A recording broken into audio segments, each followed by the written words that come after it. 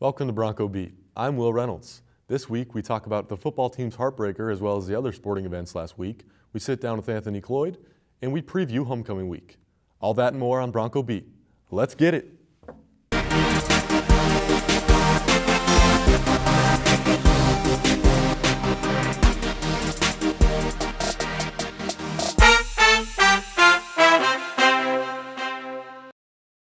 Let's start off with the hottest team on the court right now, and that would be the Hastings College volleyball team. They've won an astounding 30 straight sets to go along with 24 straight matches.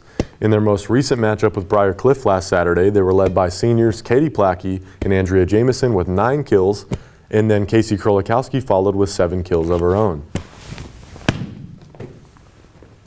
Moving on to men's soccer, they've been off to a slow start but caught their footing lately as they beat Bellevue and Dordt in the past week.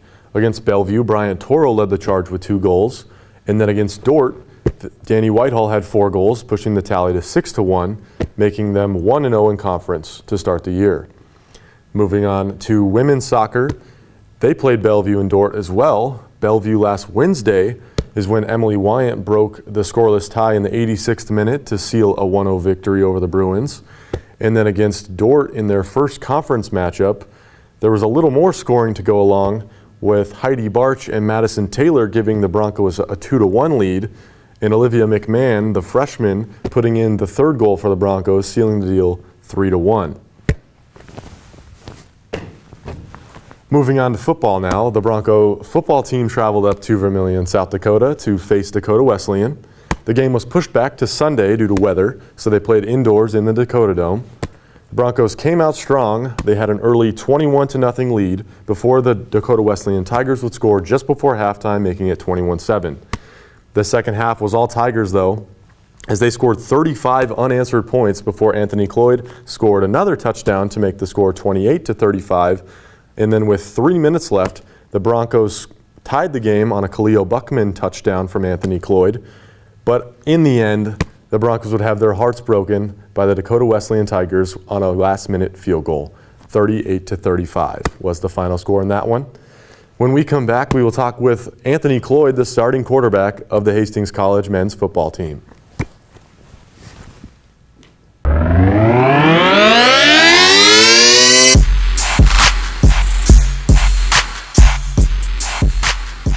Welcome back to Bronco Beat. I'm here with Anthony Cloyd, the Hastings College football quarterback. How are you doing today, Anthony? Doing well. How about yourself? Good. Thanks for asking. So, the football team started off 3-0, and then last week a heartbreaker up in Mitchell, South Dakota. Well, actually the game was in Vermillion, but just talk a little bit about that game and what the experience was like. Yeah, obviously a lot of emotions going into that game. It was a little tough with the game being moved to Sunday night, a little adversity, but I think we came out ready to go, and I'm really proud of the way our guys fought, and you can definitely tell that this team is moving in the right direction, and it's just a whole new culture with these guys, and so it's really exciting to be a part of it, and I wish I had more time to be a part of it, but yeah. And you've kind of had a little bit of a journey with your, at the football team. You came in as a quarterback as a freshman, kind of moved you around a little bit, and now you're back at quarterback. So how has that kind of affected the way that you've approached the game? I think when I came in as a freshman, it was kind of a little bit tough to balance quarterback and my biology, and so I wanted to find a way where I could still be a part of the team and still have an impact on the field. And so I think moving to running back was the best case scenario where I could still maintain my grades and still make an impact on the field. And so it worked out nicely, and now it kind of also worked out where most of my hard classes are out of the way, and I can go back and assume this quarterback position that I feel like is my true calling. So. And then your brother, on the other hand, he is a tight end.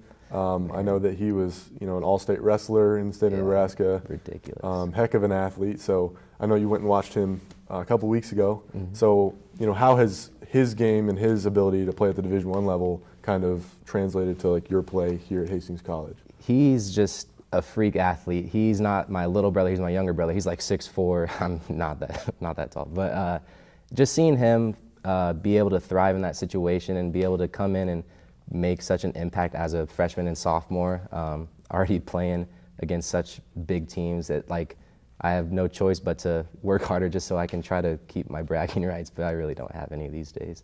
But so it was nice to get to watch him and so support him because, yeah. Okay, so I guess moving away from football, you have been applying to med school, and you have an interview coming up on Friday. So I do. overall, what do you want to get out of going to med school? What's your overall career goal? I think the biggest thing I'm choosing medicine is to diversify the medical field, just because there's such a lack of racially diverse physicians nowadays. It tends to be dominated by whites, which isn't a bad thing, but with the diversity of the United States, I think it's a more pressing issue these days that our physicians actually look like the people they're treating. And so that's kind of the biggest thing for me. I never really saw an African-American doctor growing up in Omaha, and so I kind of want to serve as that role model for minority kids, to show them, it's possible to achieve a professional career, whether it be medicine or some other route they choose. So. That's awesome. I've never heard of someone speak like that, I guess, of doctors, but now it makes a lot of sense to me. And then apart from school, you're involved in many other things on campus. Quite a pretty busy guy, and I've seen your Instagram posts on Sundays with Carly Cabrera and Jordan Johnson. You do a little bit of music, just some mashups and stuff. And Right, yeah. So talk a little bit about how that idea came about. I think something I really strive for is to have something in common with everyone I meet, and so I'm always looking for new opportunities to dive into and find out what I'm really passionate about. And so I think the best way to do that is just to get involved, and it's also nice to kind of helps you keep your sanity a little bit, like the music that we do. It's a little bit of a stress relief from the everyday struggles, but yeah, it's just a lot of time management goes into it, but it's fun. I think I like keeping myself busy. So I was going to say, how do you find the time? Yeah. So you have your guitar here. We were wondering if you'd play a little bit for us, just what you're working on, or maybe something. We'll see. I can give you guys attempt to give you guys a little sneak peek of our next mashup that we're going to do on Sunday. So. Perfect. We'll see how it goes, but.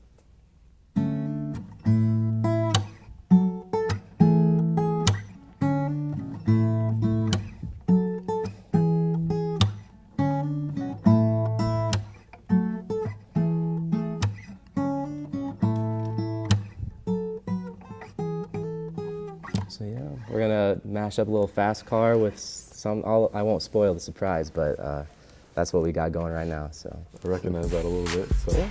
Perfect. Well, it was a pleasure having you here today. Yeah, thank you for having me. So yeah, we're going to take a quick break, but we'll be right back with a preview of next week's action.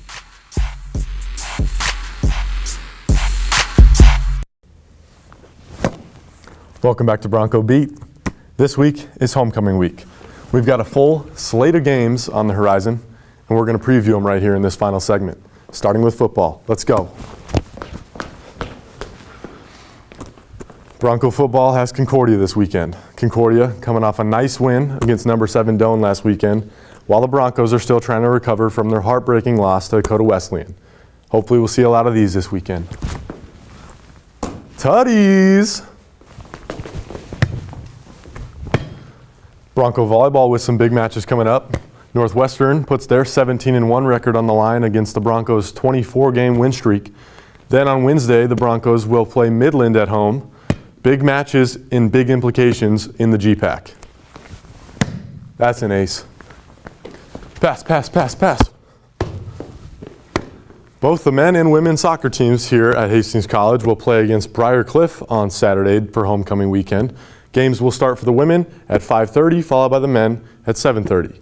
Then on Wednesday, same time, same place, Lloyd Wilson Field against Doane.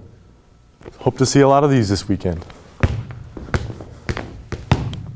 Go! And now it's time to present the Bronco Athlete of the Week.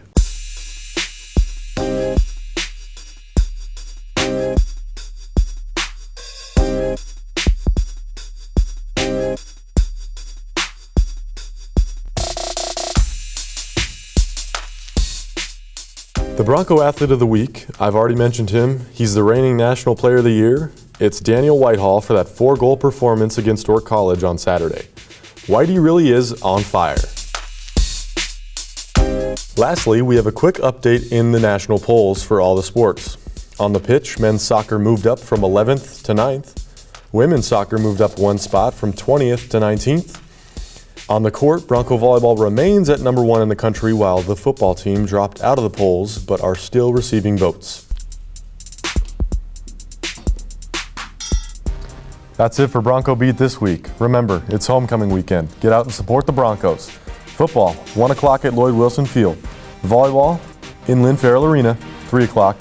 Men's and women's soccer, 5:30 and 7:30 at Lloyd Wilson Field. That's it for this week. Thanks for watching. We'll see you next time.